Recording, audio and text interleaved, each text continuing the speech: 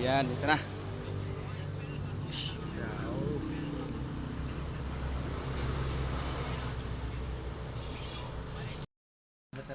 Hindi lang. Another Toyota Vios Batman, no? So walang pre yun. So nagpa-add to siya dati, no?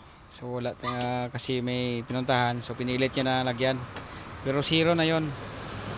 So sabi namin baka hindi siya makaabot sa kanila, no? So totoo nga, no? Hindi siya nakabalik. Ubos ng pre yun, no? So malaki to ang leak.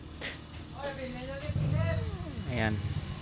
So pag ganito, evaporator na naman to, guys, no? So ganun pa rin pagtanggal namin ng dashboard.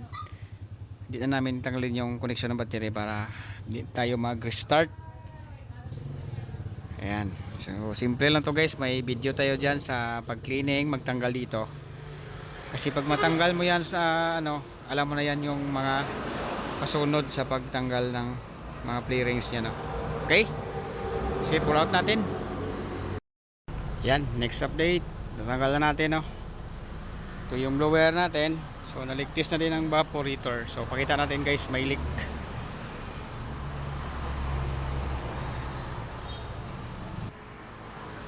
So yan, ito na.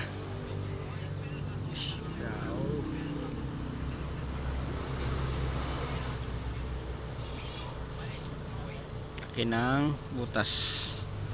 Palit tayo evaporator. Ito na, guys, no? So yan, naabutan tayo ng hapon kasi pinadala pa ito.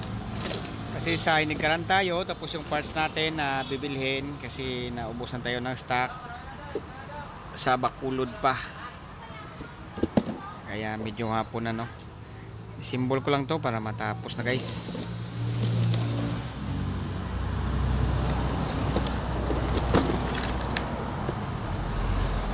Yan, so ito na siya.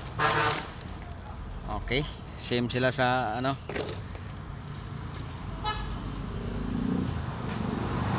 So install ko na to para mabilis kasi medyo hapon na, oh.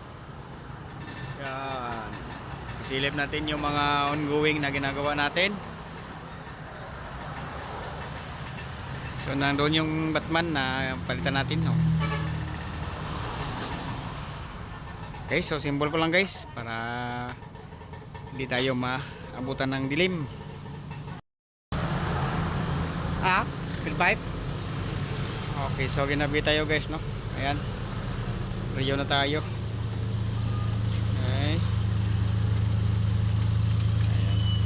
So mga charge dito, no, mga 300 to 400 grams lang yung laman sa system. Huwag masyadong sobra kasi mahina yung lamig. Okay.